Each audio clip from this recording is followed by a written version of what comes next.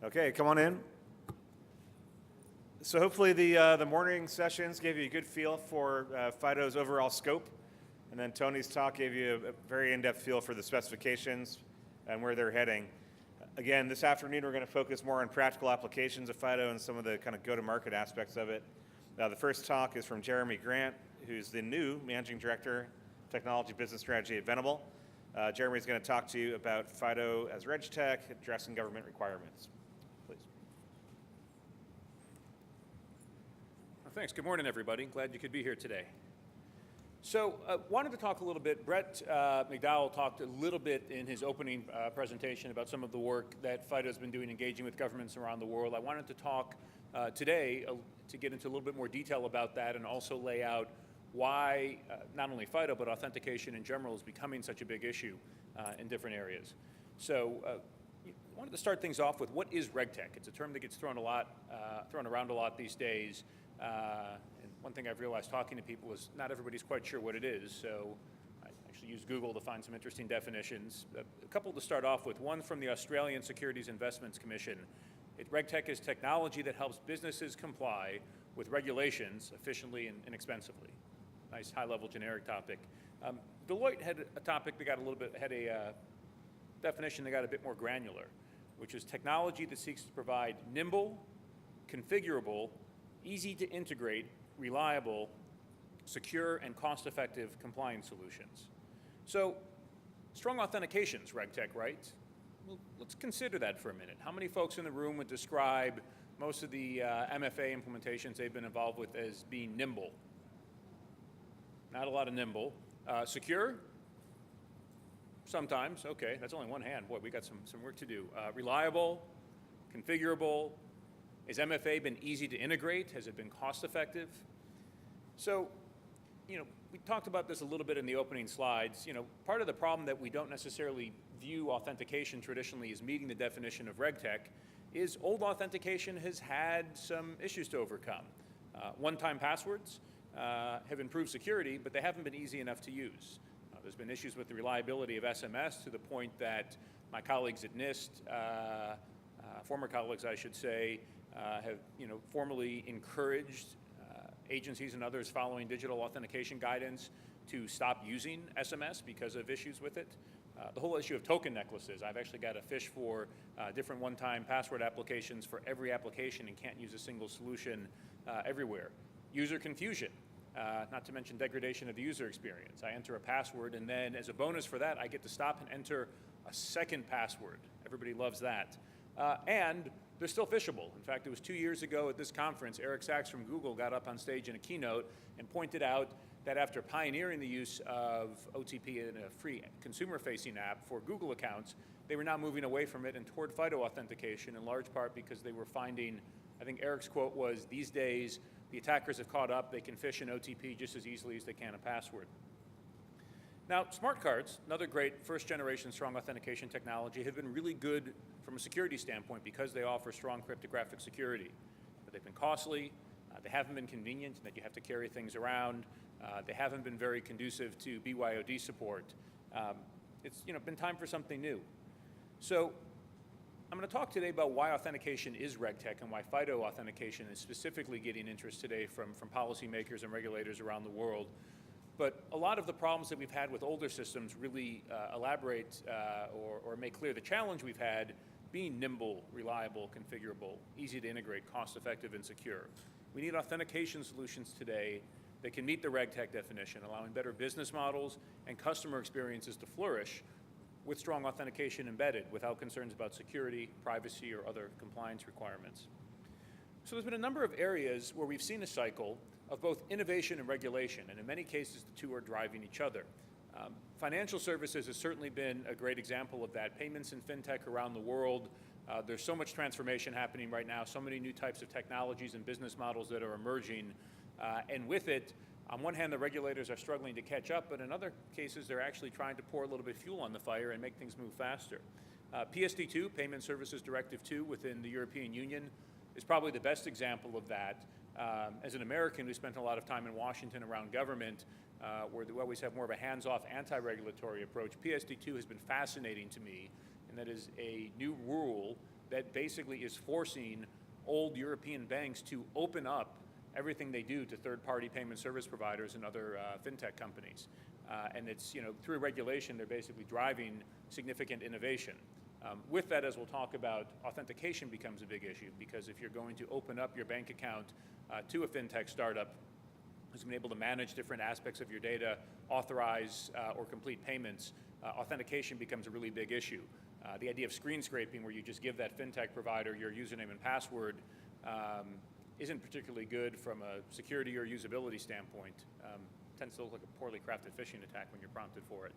We're also seeing a lot of focus around know your customer requirements, which, while FIDO only focuses on authentication as opposed to the broader identity proofing that tends to be used at the early stage of creating a strong credential, the question then becomes, once I've done a vigorous identity proofing exercise, what do I bind that proof of identity to? And that becomes an authentication token. And so there's been a lot of focus there. In healthcare, both in the US and across the globe, tremendous focus on electronic health records. How do we make it easy for patients to access their information? How do we make it easy for physicians and other health providers to access their information? And how do you authorize them to share that information in a secure fashion when it's appropriate? With e-government and citizen services, we're seeing new focus on authentication with national IDs around the world, particularly as we move from countries just issuing identity cards to credentials that should be able to have a digital component that can actually be used for online services.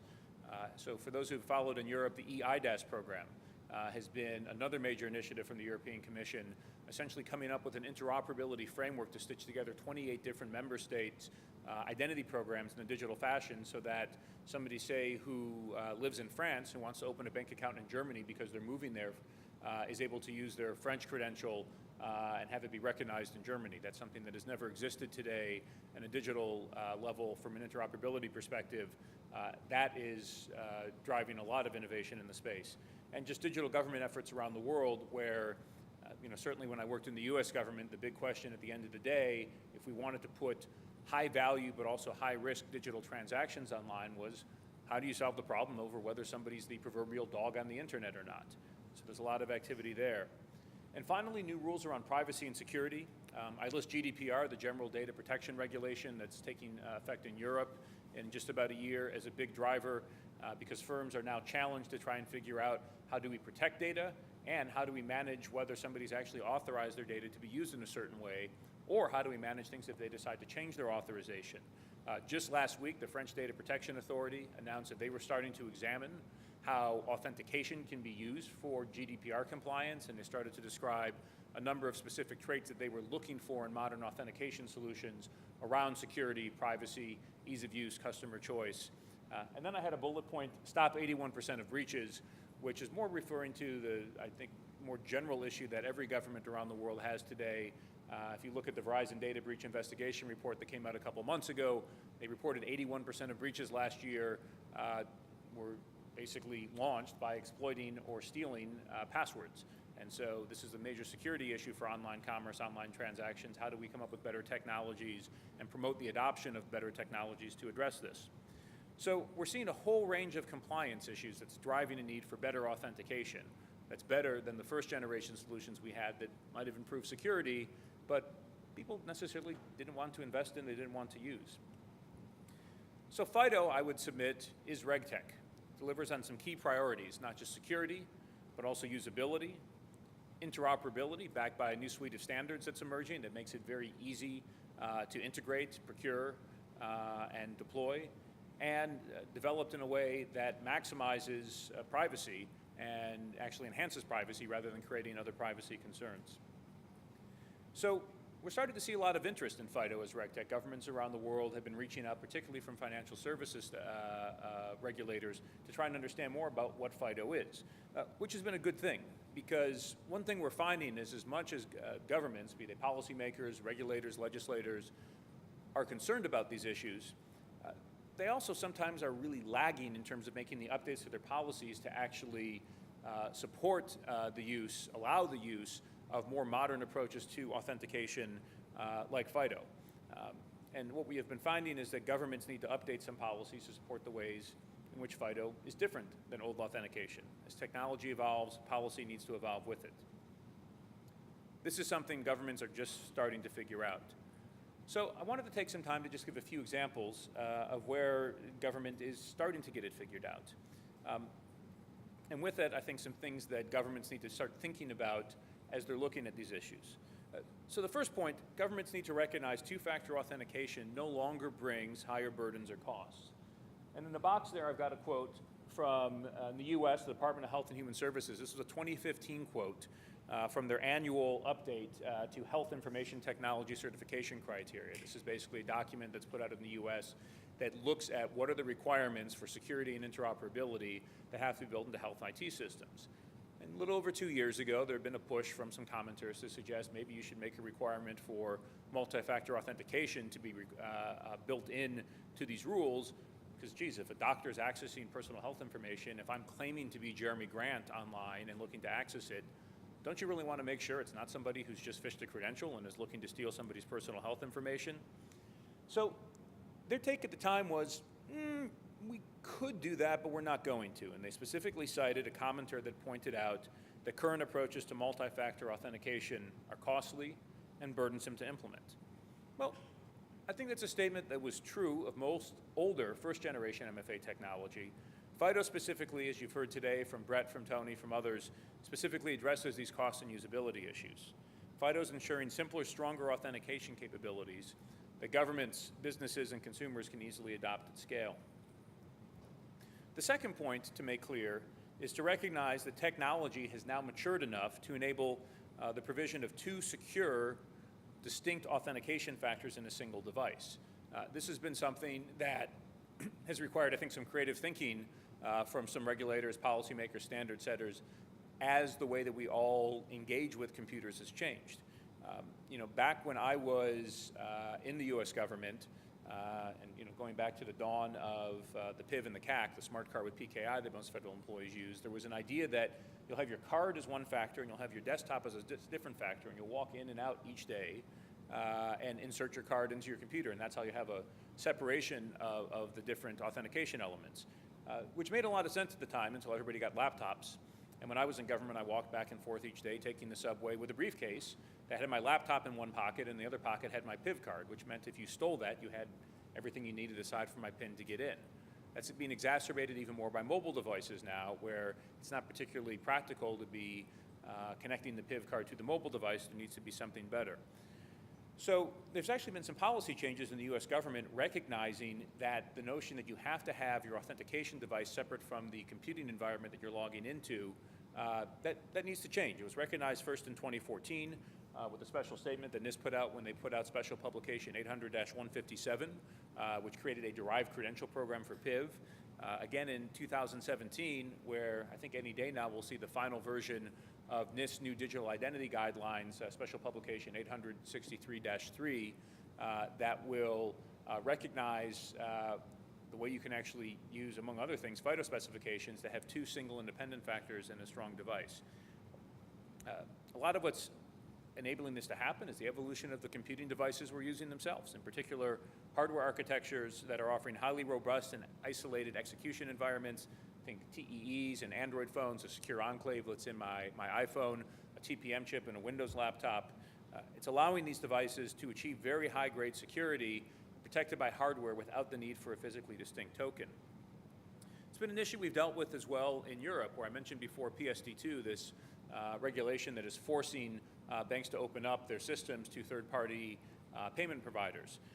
When the European Banking Authority, who was tasked with coming up with rules for strong authentication, first put out a discussion paper on this topic in December of 2015, there were a couple things that stood out. One, they had written the paper as if all innovation in strong authentication had stopped after the creation of the one-time password.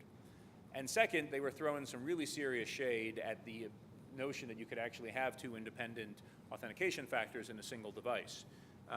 So, Brett talked about this a little bit earlier today.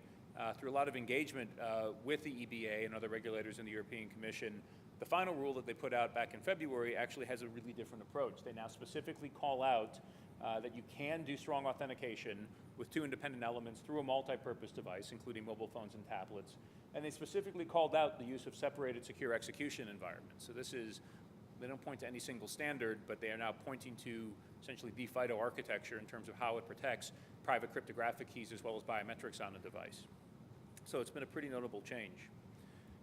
The third thing I'd point out is, as governments promote or require strong authentication, make sure it's the right authentication. So we saw in Taiwan, their Financial Supervisory Commission last December changed their banking security control regulations to make clear that you can now use client-side biometrics alongside server-side biometrics. They previously allowed biometrics only for server-side match. It's been the emergence of things like FIDO, and actually a number of Taiwanese banks and other financial institutions who came to the regulators there pointed out the FIDO example and the way it can protect biometrics, match them locally, securely, led them to update this requirement. And so, we point out as I talk to governments around the world in my current capacity, the market's in the midst of a burst of innovation around authentication technology. Some solutions are better than others. If you're building rules or regulations, don't build rules that are focused on old authentication technology. The other thing I want to talk about is FIDO. The emergence of it has actually started to impact how governments are thinking about authentication. So the first thing I wanted to highlight, about 9 months ago, the United Kingdom put out their national cybersecurity strategy for 2016 to 2021. And among the priorities were ensuring that future online products and services that are coming into use are secure by default, and making sure that consumer devices have security basically built in as a default setting. They specifically highlighted investing in technologies like trusted platform modules and FIDO Alliance as national priorities for the United Kingdom that they wanted to embrace around the concept of having all services be secure by default and have all devices have built-in security as a default setting. Likewise, in the US, last December, the National Commission on Enhancing Cybersecurity, this was a bipartisan commission established in 2016, charged with crafting recommendations for the next president, long before they knew who the president would be, had a major focus on authentication. In fact, the goal that was called out by the commission was a statement that an ambitious but important goal for the next administration should be to see no major breaches by 2021 in which identity, especially the use of passwords, is the primary vector of attack. And here they also specifically called out the FIDO standards as a way that could be, as a standard that was emerging that was going to be quite important to actually helping the United States meet that requirement. In part, again, taking advantage of the fact that FIDO is now being built into browsers, it's being built into laptops and tablets and smartphones as an important catalyst to actually allowing the U.S. to meet that requirement. So, in summary, again, FIDO delivers on key priorities that governments are focused on: security, usability, privacy, and interoperability. It's providing a standards-based approach to modern authentication that we're seeing policymakers and regulators increasingly not only reference, but actually in many cases encourage in deployments around the world. And I don't think we have much time, but one question, says the man who controls these things. Any questions? All right, thank you.